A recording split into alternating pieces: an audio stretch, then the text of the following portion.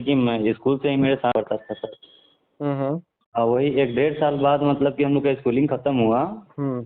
तो मैं तो कॉलेज चला गया, वो तो कोलकाता रहने लगा। फिर से हम छुट्टी में जब कॉलेज से आए यहाँ पे, आप कहाँ से बात कर रहे हो? हम तो मोतिहारी से बात कर रहे हैं सर। हम्म। तो वही कॉलेज से हम जब छुट्टी में आए, सेकेंड सेमेस्टर का मेरा एग्ज़ाम कंप्लीट हुआ, हम्म। तो मतलब मिलने के लिए हमको बुलाया पहले। हम्म। तो हम कहें कि अभी तो हम नहीं आ सकते, कुछ काम में है। तो हमको बोला कि बाइनेंस ट्रेडिंग कर रहे हैं हम, हम्म। कि फाइनेंस ट्रेडिंग से मतलब बहुत खर्चा उर्चा निकल जाता है, तुम अपना कॉलेज वॉलेज का खर्चा निकाल सकता है। हम्म। कि देखो भाई मेरे पास मतलब कि इन्वेस्ट के लिए पैसा नहीं है। हम्म। कहा कि हम इन्वेस्ट करेंगे। हम्म। कहे हमको अभी ये सब चीज़ नहीं करना है, एग्ज़ाम आ रहा है, एग्ज़ाम का प्रेशर है मेरे पे। हम्म। तो हमको कहा कि तुम आओ हमसे मिलने। तो वही मेरे घर के साइड नहीं फील्ड है, तो वहाँ पे मिलने आए हमसे। हम्म। मिलने आया तो हमको दिखाया कि ये ट्रेडिंग कर रहे हैं, मतलब बिटकॉइन सब था उसके पास कुछ। हम्म। तो ये हमको अपना दिखा रहा था कि ये ट्रेडिंग कर रहे हैं। तो हम कहें ठीक है, कर सकता है ट्रेडिंग। तो हमको बोला कि अकाउंट दो। पहले अकाउंट नहीं सर, पहले कहा कि सिर्फ डेबिट कार्ड चाहिए सर, समझे सर। हम्म।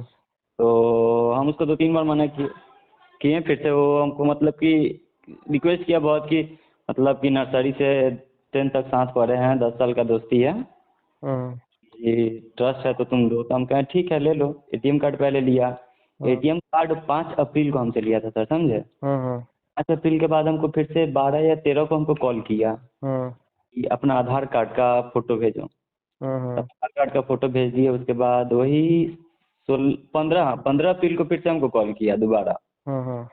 कह रहा है कि तुम्हारा सिम चाहिए हमको वेरिफिकेशन के लिए। हम कहा नहीं भाई, कॉलेज ये सिम का मतलब है कि कॉलेज से कॉल आता है हम्म। तो नहीं दे सकते हैं। लेकिन फिर भी वो ज़बरदस्ती हमको बोला कि कोई इशू नहीं है, सिम दो, हम 2 दिन में सिम तुमको वापस हम्म। कर देंगे। कॉलेज का कॉल आएगा तो हम कॉल फॉरवर्ड कर देंगे। हम्म। तो ऐसे मतलब रिक्वेस्ट किया है, मेरे पास उसका कॉल रिकॉर्डिंग है टोटल। हम्म। तो बहुत रिक्वेस्ट करके हमसे सिम ले लिया। सिम लिया आपको, उसके बाद 16 तारीख को मेरा पेटीएम लॉग आउट हो गया। हम्म। 16 तारीख को पेटीएम लॉग आउट हो गया। उसके बाद हम उसको कॉल किए, तो कहा हम्म। कोई इशू नहीं है, कि इसमें तुम्हारा बाइनेंस में पैसा हम डाले हैं ट्रेडिंग का, 1 लाख अकाउंट में डाले हुए हैं, किस हमको ट्रेडिंग करना है, ठीक है सर। हम्म। हम कहें कोई इशू नहीं है, करो। तो वही 17 तारीख के करीब में उस अकाउंट में पैसा आया सर, समझे। हम्म। पैसा आया तो उससे पूछे तो कह रहा है ट्रेडिंग का पैसा है। हम्म। क्या चलो कोई इशू नहीं है। फिर से उससे हम 4 5 दिन तक कुछ पूछे नहीं, हम बिजी थे काम में।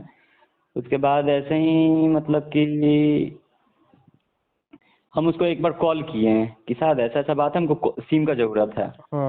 तो बोल रहा है नहीं, 1 सप्ताह और रुक जाओ, हम तुमको सिम वापस कर देंगे। तो उसके बाद हम कहें कि नहीं भाई, हमको सिम का ज़रूरत है, कॉलेज से कॉल आ रहा है कि व्हाट्सएप में मेरा नोटिफिकेशन आ रहा है, बार बार कॉल कर रहे हैं सर। तो कहा कि नहीं, एक सप्ताह रुक जाए, 1 सप्ताह रुक जाए, तो बोल टाइम दे रहा था। तो सिम हम बंद करवाएं, पहले सिम बंद करवा, सिम अपने में हम चालू करवा के लॉगिन किए। तो पेटीएम में एक ट्रांजेक्शन देखे सर। ठीक से उससे पूछे तो कह रहा है कोई इशू नहीं है। फिर भी मेरे जब हम सिम ऑन कराए तो मेरे पे कॉल आया अंडमान निकोबार से। बालाजी नाम के कोई थे, वो कॉल किया हमको। हमको कॉल बैक कह रहे हैं कि ऐसा ऐसा बात है, आपके अकाउंट पे पैसा गया है। हम कहें कितना पैसा गया भैया। तो कहेंगे 40,000 रुपये आपके अकाउंट पे आया हुआ है मेरा, कि फेसबुक पे कुछ हम प्रोडक्ट खरीदे थे, उसको वापस कर रहे थे, तो वहीं से नंबर मिला, हम नंबर पे कॉल करके बात किए हैं। तो ये लोग हमसे मांगा, और OTP मांगने के बाद मेरे अकाउंट से 40,000 रुपये कट, मतलब ऑटोमेटिक कट गया। कट के मेरे अकाउंट पे आया है पैसा वो। तो हमसे मतलब आधे घंटे तक लोग पूरा बातचीत किए कि ऐसा ऐसा इशू है, कि मेरा पैसा रिफंड कर दीजिए। फिर से जो मेरा फ्रेंड था उसको हम कॉल किए कि मेरे अकाउंट से क्या किया। तो कह रहा है कुछ नहीं, ट्रेडिंग किया। हम कहें कि ऐसा ऐसा बात है, हमको कॉल आया हुआ था एक जगह से, कि वो बोल रहे हैं कि ऐसा ऐसा हुआ है। वो कह रहा है नहीं, ऐसा हो ही नहीं सकता है, वो डिटेल प्रूफ दो हमको। तो हम बैंक गए सर। बैंक तो बैंक में हम उनसे हम मतलब पूछे कि ऐसा ऐसा बात है कि एक ट्रांजेक्शन हुआ था, कि पैसा मेरे अकाउंट में आया। कौन सा तो बैंक है आपका? कैनरा बैंक है सर। तो बैंक वाला बोल रहा है कि नहीं, आपके अकाउंट पे FIR हुआ है। तो हम कहें कौन FIR किया है। तो हमको बोले कि ऐसा ऐसा है। वही डिटेल्स दिए, तो डिटेल्स मतलब जो नंबर दिए थे वो सी बालाजी का ही था, तो ऑलरेडी हमसे बात हो चुका था। फिर से सी बालाजी से हम बात किए कि ऐसा ऐसा बात है। तो सी बालाजी जो थे बोले कि मतलब ज़्यादा एजेड आदमी है, तो बोले कि कोई बात नहीं है बुआ, कि 40,000 का है, आप हमको 20,000 ट्रांजेक्शन कर दीजिएगा, कि जान दीजिए आप स्टूडेंट हैं। हम कहे नहीं सर, ऐसा ऐसा बात है कि आपको जिस नंबर से कॉल आया था आप उस पर FIR कीजिए। हम्म उनको बोले तो जिस नंबर से था उस पर वो FIR कर चुके हैं। हम्म। और हम भी अपने फ्रेंड पे जाकर FIR साइबर क्राइम ऑनलाइन देखो में। सीधी बात समझ लो कि आपके फ्रेंड ने भले ही आपको वो कहेगा कि ट्रेडिंग का पैसा है, गेम का पैसा है, लेकिन एक्चुअली वो आपके अकाउंट से ठगी कर रहा था।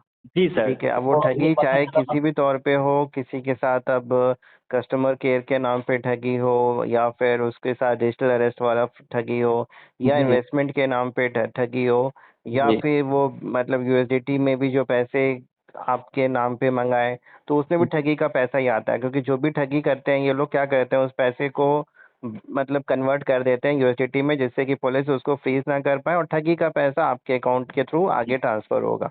जी। कभी भी तो मेरे पैसा अकाउंट में आपके एक बार अकाउंट में भी हुआ। आया है, ठगी का, फ्रॉड का पैसा, इलीगल पैसा, कंप्लेन जी अकाउंट पे आपके होगी, पुलिस आपसे पूछेगी, प्रॉब्लम में आप फंसोगे। और जी सेम आपका अकाउंट आपका तो कोई भी यही मानेगा कि आप ही ट्रांजैक्शन कर रहे हो। अब जी आपने सर। किसी को दिया नहीं दिया वो फिर एक जांच का विषय है। और जी तो ठीक है, आपको अभी तो फिलहाल ये तो बिल्कुल जरूरी है, क्योंकि कहते हैं ना कि देखो हमारे पास तो हर रोज ऐसे मामले आते हैं। और जी ज्यादातर मैं यही देख रहा हूँ कि कोई गैर धोखा क्या देगा, किसी गैर पे तो विश्वास भी नहीं करोगे।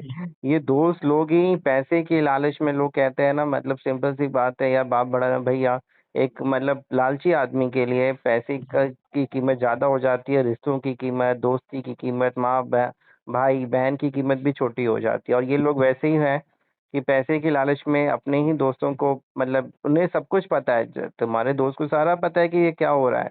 या जी कई बार अकाउंट ऐसा होता है कि उसको भी आगे वाला कोई बहला फुसला के पता। ये सारा काम कराता है, जो जी कि हमको पैसे यही की बात लालच बोला में वो कि करता है। हमको हमको यही बात बोला। अभी भी ऐसा नहीं है कि मेरा नंबर ब्लॉक किया है। नहीं नहीं, वो हो सकता है उसको भी, जैसे उसने तुम्हें बताया, उसको भी आगे से किसी ने वही बताया होगा और उसको उसके बदले कमीशन दिया होगा।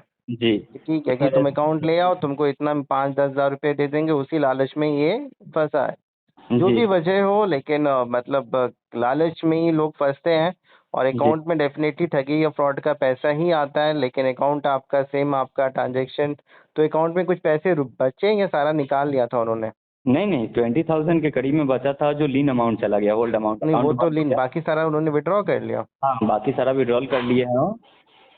और अच्छा। 20,000 जो बचा था वो हम मतलब कि बैंक गए हुए थे, तो हम उनको बोले क्लोज करने के लिए, तो वो कहें कि ऑलरेडी इस पे FIR है। क्लोज तो नहीं होगा जब तो तक क्लोज वो नहीं होगा, लीन होल्ड है, सर। पुलिस के द्वारा लगा हुआ, तब तक वो होल्ड जी। होगा नहीं।